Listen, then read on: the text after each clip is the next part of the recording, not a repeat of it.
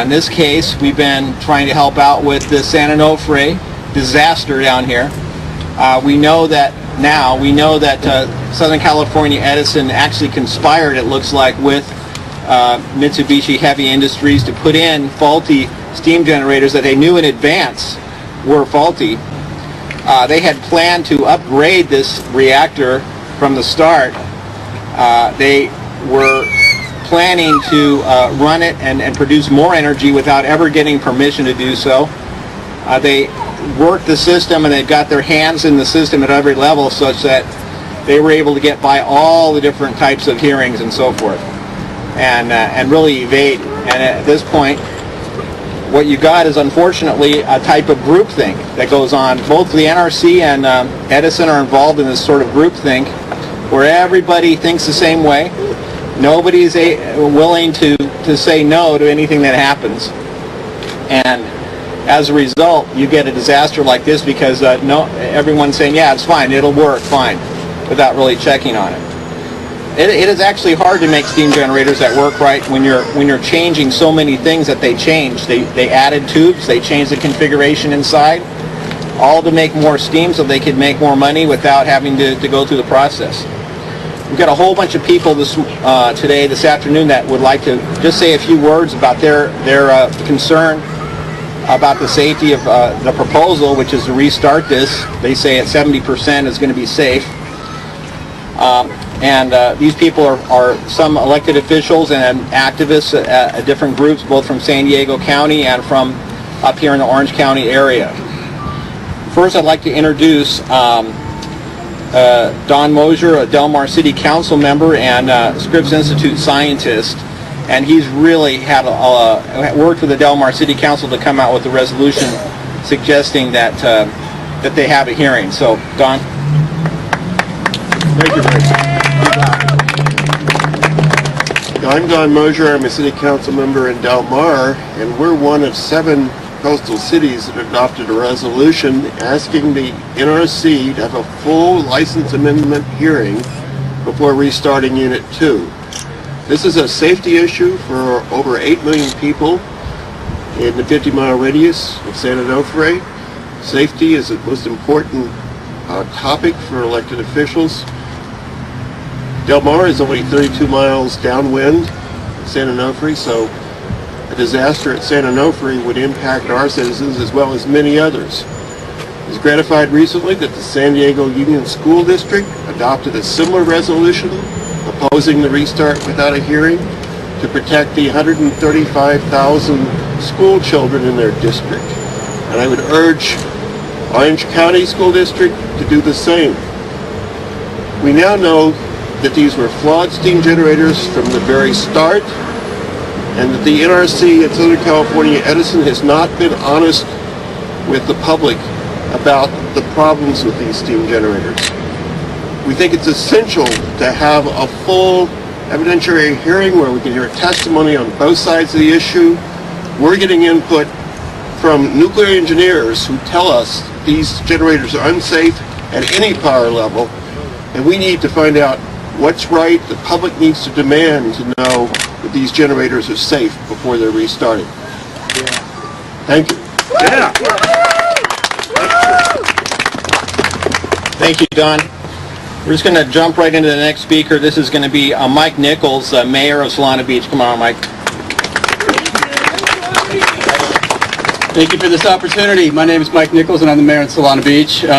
We're a small coastal community about 30 miles downwind from San Onofre, so we're just next door to Del Mar.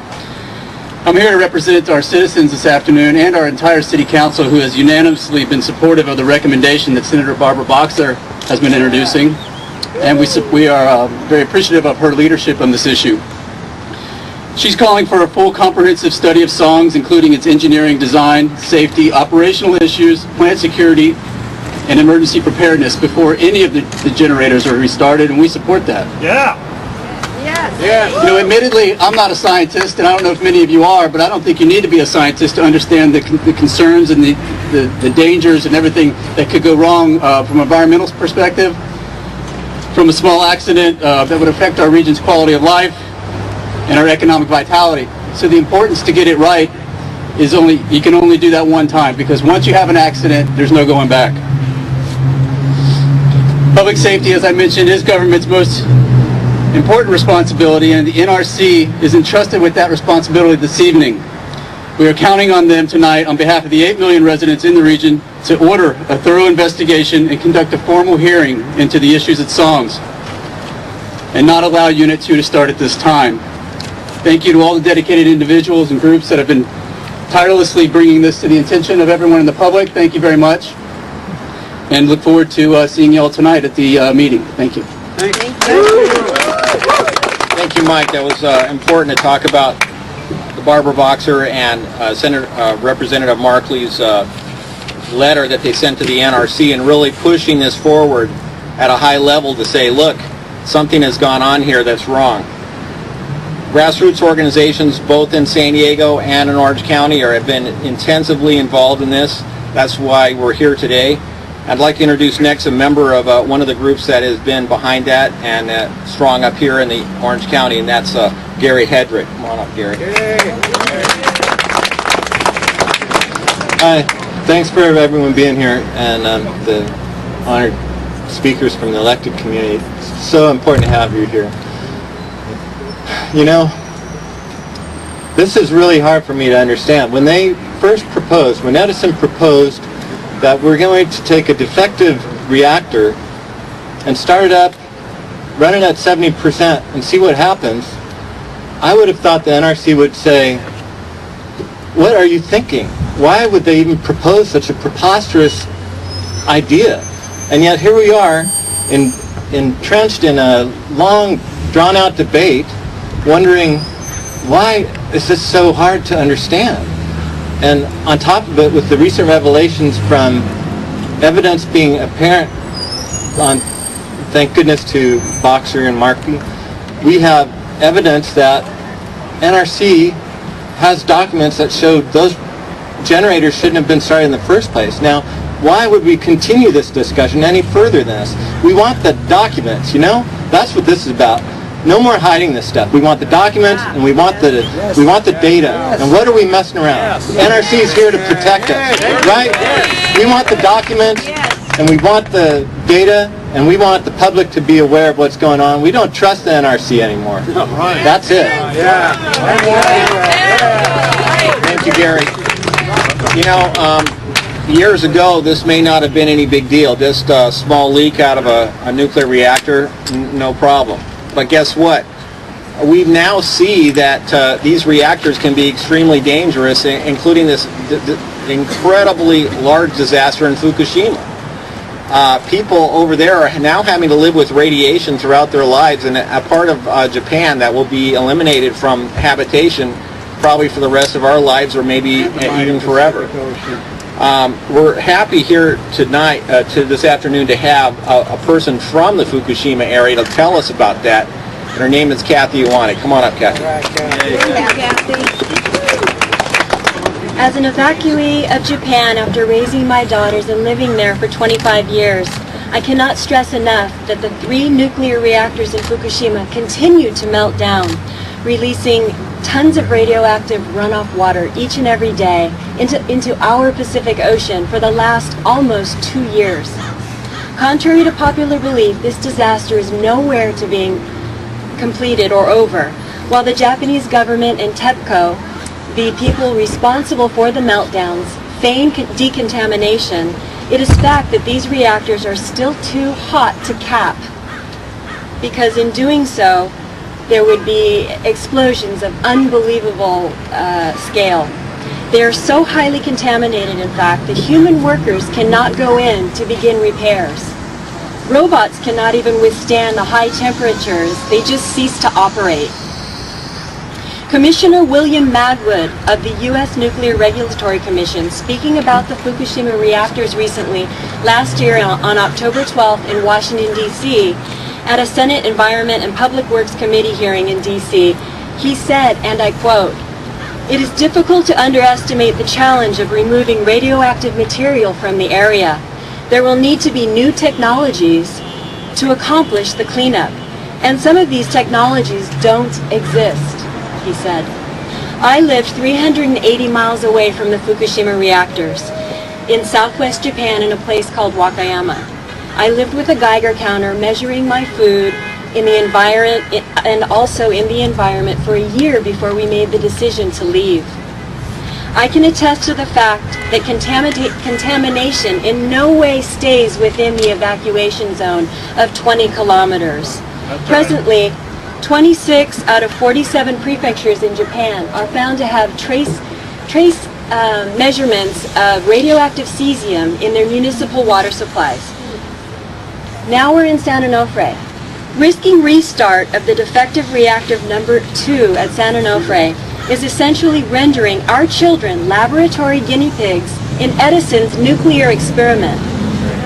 It's our responsibility to protect our most valuable resource, our children. They are our future. On behalf of my two daughters, who are half Japanese, I demand a transparent adjudicatory hearing with license amendment process, including hearings with sworn testimony from both sides, and cross-examination with experts outside of the NRC and outside of Southern Cal Edison. Edison refuses to submit their proprietary information that they've been sitting on since October of last year.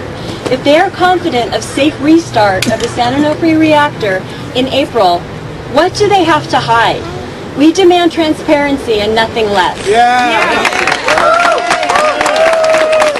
Thank you, Kathy. So how dangerous is this for us? You know, we need to know how this is going to affect our lives. Should we be concerned about it? Well, I think I can answer the question for you. The answer is yes, we should be concerned, but let me introduce you to someone that can probably shed some more light on that. We have Deanna Polk here, a registered nurse who knows all about this. Come on up, Deanna. Hi, my name is Deanna Polk. I'm a registered nurse, but I also hold a Master's of Science in Homeland Security, and I'm all but thesis for a Master's of Science in Global Emergency Preparedness and Response. I worked within San Diego County for the last 15 years, helping to develop disaster drills, emergency preparedness plans. I helped form the first decontamination response team at Scripps La Jolla Hospital. And while San Diego County and Orange County has probably the best integrated disaster response in the country and the best responders, the most highly trained responders in the country, we still haven't been able to figure out how to decontaminate an ambulance, how to shelter in place a children's field trip to the San Diego Zoo, how do you shelter in place a surf contest at Trestles, how do you shelter in place a high school football game, our skilled nursing facilities. Our teachers haven't been trained to shelter in place our children in schools. It really can't be done. And I would like, everyone to ask the commissioner some of these questions. If it happened right now, how do our police respond? How are they, going to decontaminate their vehicles? San Onofre is also a known terrorist target. Yeah. We have this located on an active fault, and the problem is we have too many hazards. You go through this process of assessing what your hazards are and trying to mitigate them, trying to, prevent, an impact. Well, seeing that we've only gotten about 11% of our energy out of that plant, and we have survived without it for a year now, I think the hazards far outweigh the benefits. Thank you. Very well. Thank you, Deanna. If this thing has a disaster, let's face it, we're not going to be able to get around these freeways. There really is no good evacuation plan. How would you plan for something of that magnitude? It's just, you can't. But let's hear somebody who's a professional about urban planning and see what he thinks about the planning on this. We have a gentleman here named Torgan Johnson, professional urban planner and Solana Beach resident. Torgan, come on up.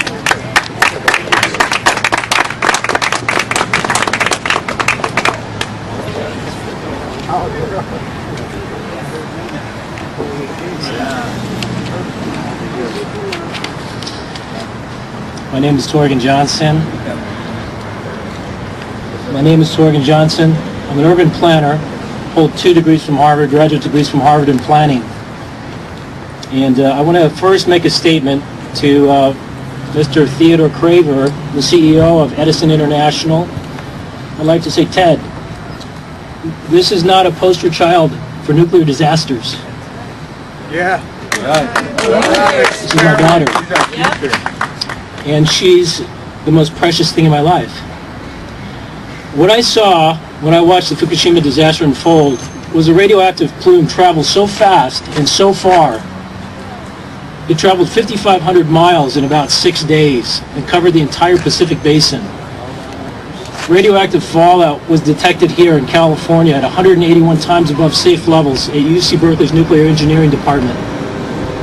We got no word from our authorities that this was occurring. The EPA, the NRC, FEMA, nobody told us anything. We had to figure it out for ourselves, just like today. We're having to figure this out for ourselves, how to defend ourselves against a system that's broken. We have a regulatory system here that does not consider, the NRC does not consider communities outside of the San Onofre power plant boundary as their jurisdiction. They leave that up to emergency responders. But what can an emergency responder do after an emergency, radioactive emergency starts to unfold at San Onofre? Absolutely nothing. Yeah, here comes the buses. Yeah, there's you can't buy better support than that. I did a quick study of the impacts that a radioactive accident at San Onofre would inflict on surrounding communities. First, by looking at what it's called the EPZ, which is the emergency planning zone, extends 10 miles out from the power plant. There are 3 cities within that zone. There's San Juan Capistrano, Dana Point, and San Clemente. Just looking at the housing component, the value of the homes, that's your personal nest eggs. It's $47 billion worth of homes that could be lost in a matter of hours. And that sounds outrageous, but that's what we just saw happen in Fukushima, Japan. In other words, FEMA, the NRC, the Interjurisdictional Planning Committee will tell you that they've got an evacuation plan for you. But what they're not telling you is a little surprise at the end of the evacuation, which is that there may be no home to go home to.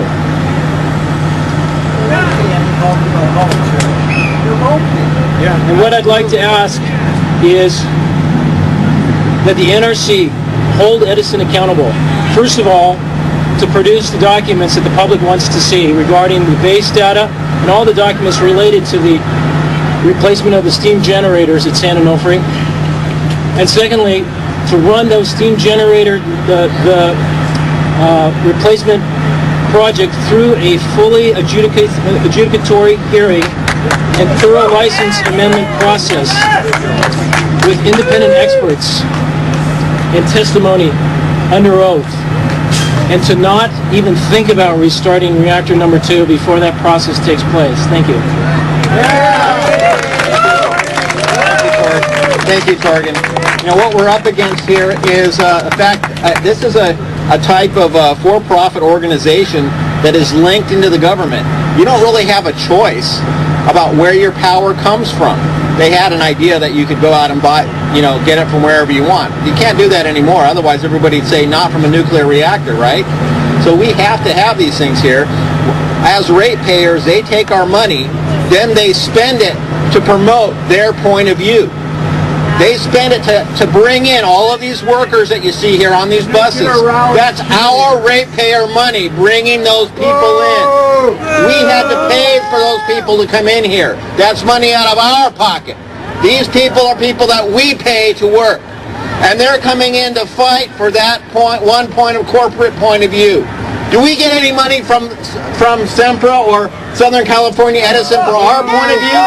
Not one penny. Not one penny. We put in all this volunteer stuff. Do these people, are they volunteers? No, they're paid to be here. They get a free lunch to be here. They're bussed in for free to be here. This is a bogus bunch of shills that are not here on their own penny. They're here on the penny of Southern California Edison. We love the unions. We want the workers to work. But this is the wrong way to promote the corporate point of view. That's my opinion. Finally, I'd like to introduce somebody who's really been a key activist, and that's Gene Stone. Coming up, Gene. All right, Gene. Yeah. Union Brothers, welcome! It's California Edison that is losing your jobs because of their poor design. And we want you to have jobs, new union jobs in the renewable energy field. Green jobs. Unsafe work conditions for union workers. Okay, now here's what I was really going to say. The NRC motto is protecting people and the environment. And this is going to be my statement to them tonight. This is a great motto. Unfortunately, it doesn't seem that the NRC has the same goal. Their goal seems to be to protect and serve the nuclear industry and to keep it going no matter what. NRC, your job is to protect the people and the environment, and that is what we demand of you. Now, we find that Senator Boxer and the NRC has been conducting a secret investigation all the while the new chairman of the NRC talks about transparency. The NRC has lost all authority over people.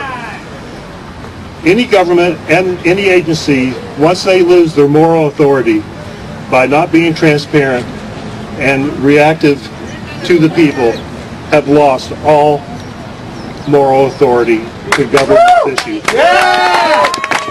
If they expect to gain any authority back at all, they need to meet these three conditions. Give the public an adjudicated public hearing under oath here in Orange County as soon as possible. Yes. Only this process will ensure transparency and the protection of the people and the environment. We demand that the NRC put on hold any decision for restart until these conditions are met. A, NRC's secret investigation is complete and made public. Yes. PUC completes the OII report. While both the NRC and the PUC agencies work independently of each other, and that is important, both agencies need to work on the same timeline for the good of the Californians, our economy, and our safety. We demand that a federal court, this is Rose demands that a federal court make a determination to see if there has been any criminal wrongdoing by the NRC. Also, Rose calls on the Governor Brown to replace Michael Peavy as president of the PUC and to demand that the PUC move on in a timely fashion to complete the OII report. Finally, I would say to Mr. Ted Craver again, stop the nuclear madness and permanently shut down San Onofre and move California Edison's good union workers to the only energy future that California has, and that is renewable energy. Thank you. Thank you, Gene. Those are good words. We do have to move on. It's a time to change, to get into our renewable energy world here. Well, with all these buses coming in, I'm going to want to close out this meeting here pretty fast. I do want to say that as an engineer, there's some goofy things about what they've told us so far, and one of them that I find very interesting and unusual, kind of like what Columbo would trigger off of, one of those things that doesn't let you go to sleep at night, is the fact that the second steam generator that they made, that was number 3, and they tightened up the tolerances so that it was made better, actually fell apart twice as fast. Wow. And so this doesn't make any sense. Either somebody is lying about those tolerances, or somebody didn't know what the tolerances should be and just pulled them out of the sky. Wow. Something is really wrong with that picture. So Columbo, if he was here, he'd be working on that one. Wow. So that's the question I'm going to ask today in a little bit more depth. Before we close, I'd like to have a little bit of lighthearted entertainment here. So Tom English, why don't you come up here and sing your song? This is really an excellent song. Go for it, buddy. Can I have the microphone like here? Can you just sing it to him? Yeah, I can. No, that's not it. Oh, that's it. No. Fine, I'll just do that. Whatever. Here we go. Oh, yeah, no. I was talking to somebody who wants to open San Onofre, and I said, what about Fukushima? And he said, well, you know, we can talk about this if you want to be logical, but if you're not going to be logical, we can't have this conversation. And I was thinking, what part of Fukushima do you not understand? When nuclear contamination hits the fan, plutonium is everywhere, it's in the sea, it's in the air, and we don't even have any evacuation plan. What part of Fukushima do you not understand?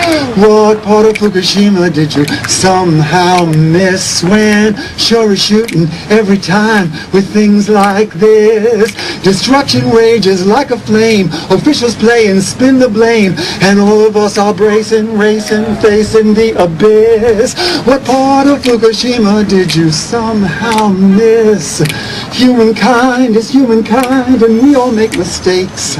Hard sometimes to not be blind and fall for fakes. But even now, before our eyes, it's in the sea, it's in the skies. You know we best prioritize air, water. Come on, guys. What part of Fukushima do you need clarified? What happens when the plate tectonics slip and slide? And then it blows. What happens then? It isn't if, you know it's when. And everybody petrified. Nowhere to run, nowhere to hide. What part of Fukushima do you not understand? What then can even FEMA do to lend a hand? The time to make the break is now, to wind and wave and solar power. If we're gonna live, nuclear power must be banned. Wrap your mind round Fukushima. It's no time to be a dreamer. It's no time to be a schemer. Google Fukushima, take a stand.